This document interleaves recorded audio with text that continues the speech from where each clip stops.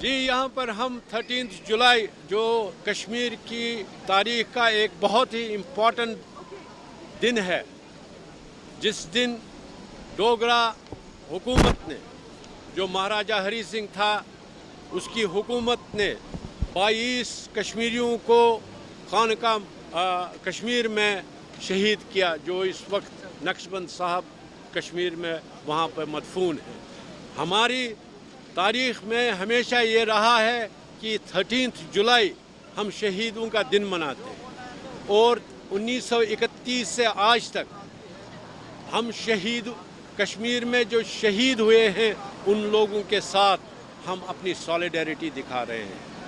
ہم دنیا کو یہ باور کرانا چاہتے ہیں کہ کشمیر کا مسئلہ ابھی ادھر کا ادھر ہی ہے، کشمیریوں کی آزادی جو ہے وہ ان کو ملنی چاہیے، اور ہم اس آزادی کو جب تک نہ ہم کشمیر کی آزادی کو حاصل کر لیں گے تب تک کشمیری چین سے نہیں بیٹھے گا۔ آج تک لاکھوں شہید ہوئے ہیں کشمیر میں اپنی آزادی کے لیے۔ ہم ہندوستان سے، پاکستان سے اور ایون چائنا سے اپیل کرتے ہیں کہ آپ اپنی فوجیں جو ہیں آپ اپنے جگہ پر لے جاؤ، اور کشمیر کو ایک ساورن کنٹری جو ہے اس کو واپس اس ساورینٹی میں لا کر اس کے بعد ہم کشمیری ڈیسائیڈ کر لیں گے کہ ہمیں اپنا راستہ کس طرح سے پولیٹیکل راستہ جو ہمارا ہے وہ کیسے چلا جائے گا۔ میں اس میں We're here as Kashmiris in Canada to let India know that they can't do what they want to Kashmir, and no one's gonna, they want to change Kashmir, they want to change the demographics of the nation. When they know there's a global pandemic going on, they know that, every country is concerned about its own people, about the health of their nation, and they think they can do what they want to Kashmir right now, and no one's going to say anything about it. But we want to tell India that no, we're listening, we know what's going on, we're not afraid to speak out. We're here today trying to show our support for the Kashmiri people and raise awareness for the Kashmiri cause. Since August 5th of last year, and well before that really, but since August 5th, India has imposed a lockdown on Kashmir, and travel and internet communication restrictions have been imposed. These are basic human rights violations that have been happening in Kashmir for decades, and they have been amplified since August 5th. We're demanding that the Canadian government pay attention to the Kashmir issue and pressure India into easing and eliminating the human rights abuses that are happening in Kashmir. India is supposed to be a democratic nation. It's supposed to be the largest democracy in the world, but its actions are not consistent with who it says India is as a nation. So what India says should align with what it does, and there are massive inconsistencies there which need to be brought to light, and the Canadian government must call it out, because that's our moral responsibility. It's not something that is optional. It is our moral responsibility, not a political stance. So if Canada believes in human rights, they have to make a statement and pressure India into lifting the sanctions on Kashmir and eliminating the human rights violations that go there every single day. We are here to commemorate the martyrdom of 22 Kashmiris in 1831, when they were revolting against the oppression of Maharaja Hari Singh. Ever since then, India has occupied Kashmir and has suppressed, oppressed, and has its boots in Kashmir.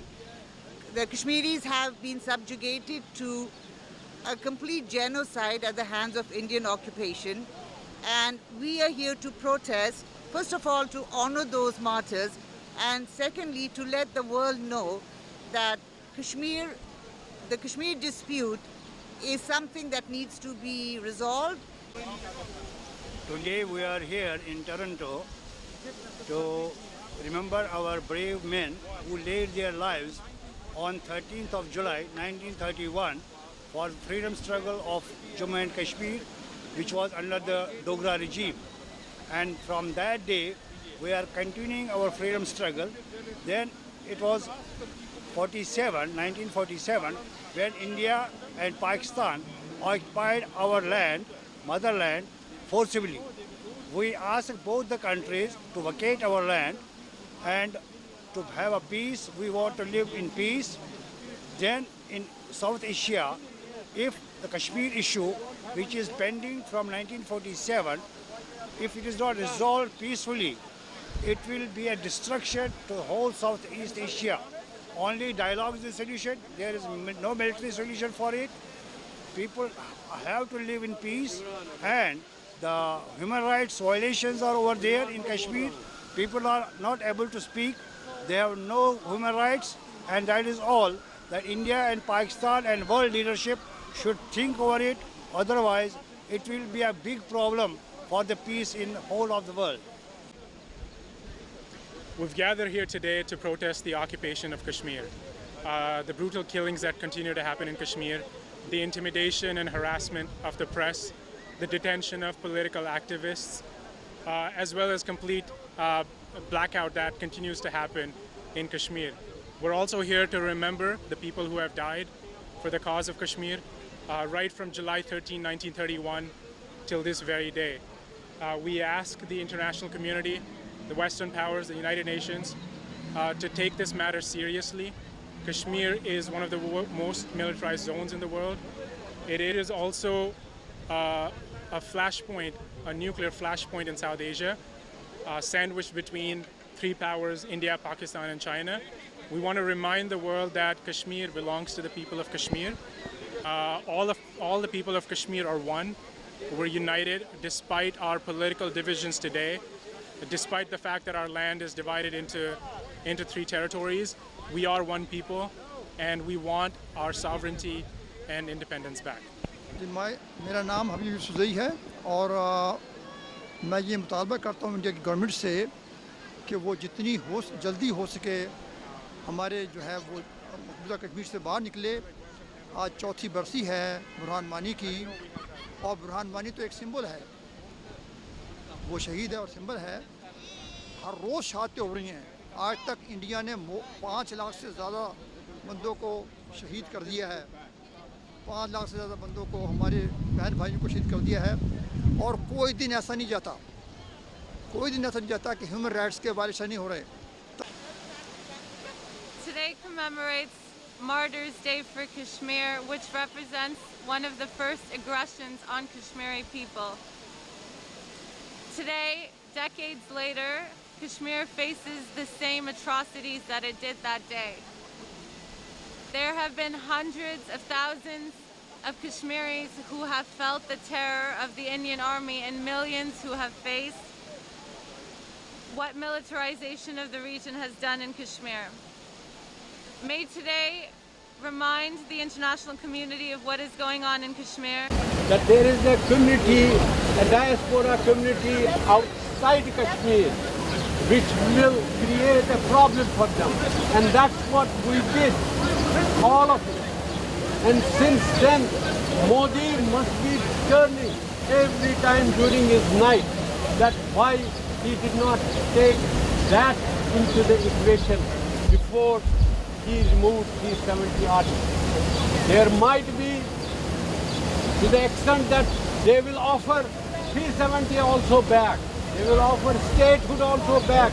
But we will continue to struggle till we